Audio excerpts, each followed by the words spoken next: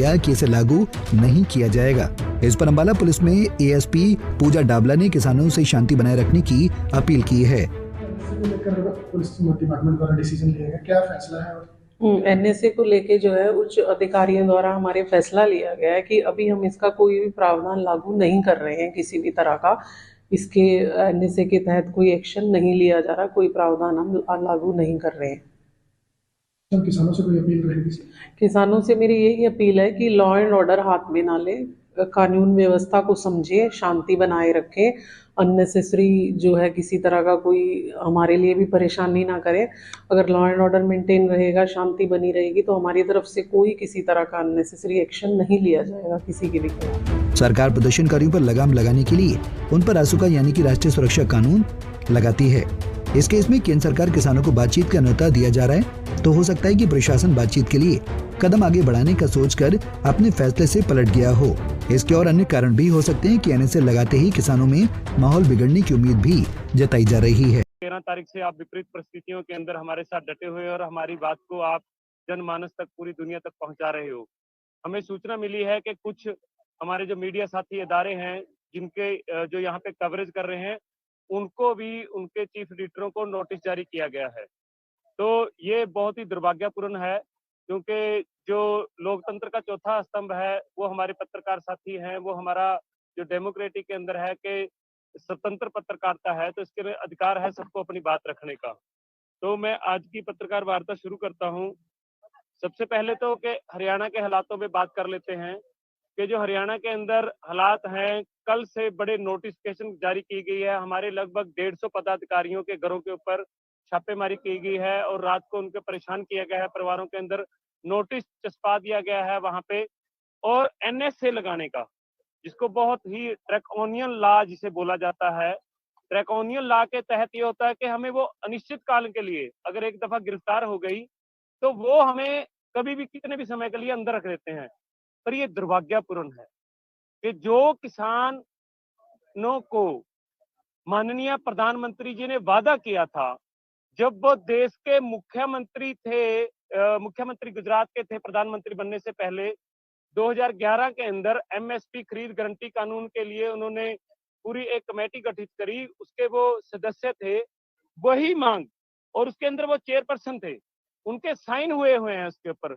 वही मांग लेकर देश का किसान मजदूर जा रहा है, उसको आतंकवादी की कैटेगरी के अंदर रखा गया है, उसको गैंगस्टर की कैटेगरी के अंदर रखा गया है, उसको ऐसे दिखाया जा रहा है कि जैसे वो किसी और देश ने हमला किया हो।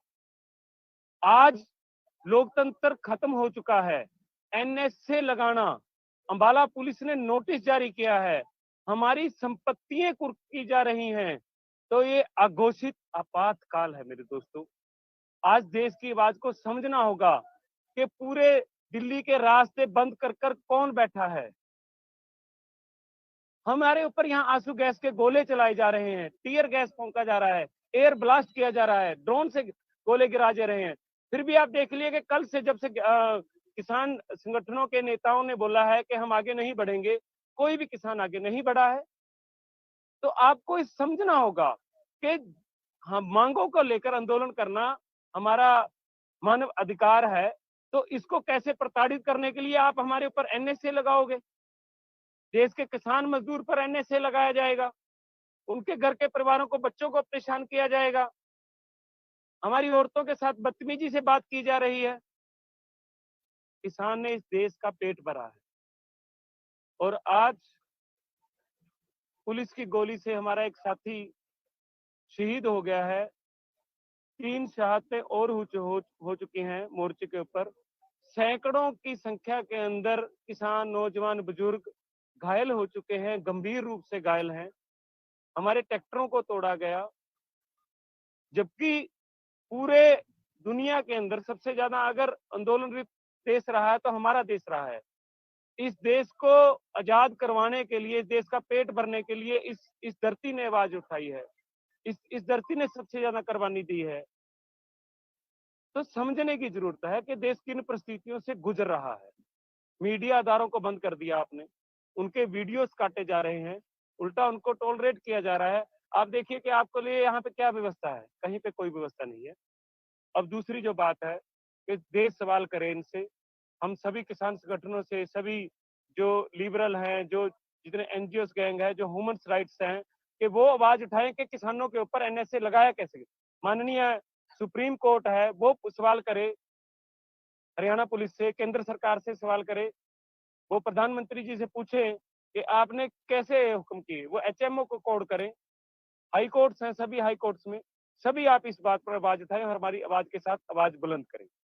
अब जो जरूरी सूचना है कि शुभकरण जो हमारा साथी शहीद हो गया है खनौरी बॉर्डर के ऊपर गोली के साथ, उसके लिए जो हमने प्रपोजल भेजा था पंजाब गवर्नमेंट को, इसमें 1 करोड़ रुपया, एक सरकारी नौकरी और उसको शहीद का दर्जा, जिसपे अभी तक हमें कोई भी सूचना प्राप्त नहीं हुई है कि उन्होंने 1 करोड़ रुपए देने के लिए वो तैयार हुए हैं ना। 1 करोड़ ਦਾ ਟਵੀਟ ਕਰਦੇ ਆ नहीं 1 ਕਰੋੜ ਦਾ ਟਵੀਟ और सरकारी नौकरी और शहीद लाल नाम लिखित ਕੀਤੀ तो क्या हरियाणा सरकार के खिलाफ को पर्चे की बात भी आई है जी? अभी हमारे पास इसकी सूचना नहीं थी। नहीं, कार्रवाई की बात करना वो एक अलग बात है। एफआईआर, फर्स्ट इंफॉर्मेशन रिपोर्ट, वो दर्ज करवाने के लिए इतनी हिचकिचाहट क्यों है? किस बात का डर है पंजाब सरकार को?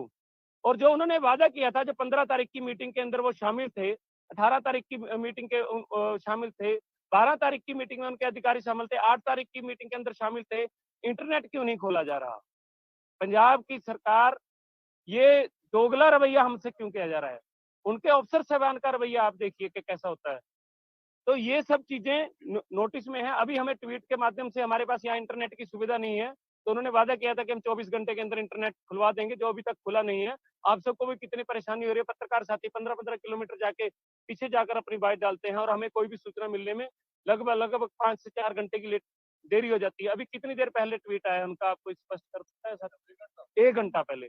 और हमारी लगातार 6 बजे से हमारा अपना मीटिंगों का दौर है, तो 1 घंटा पहले सूचना मिलती है, जबकि ये प्रपोजल हमने सबसे पहले दे दिया था और कल इसके ऊपर लंबी बहस चली थी।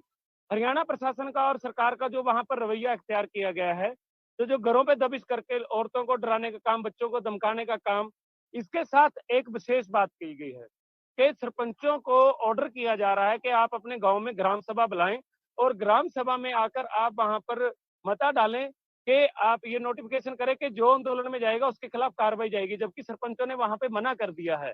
तो आप इसकी सूचना ले सकते हैं और जो हमारा कार्यक्रम है उसकी सूचना रणजीत सिंह राजू जी देंगे कि जो मोर्चे के जो आगे की कॉल्स हैं वो कैसे हुई।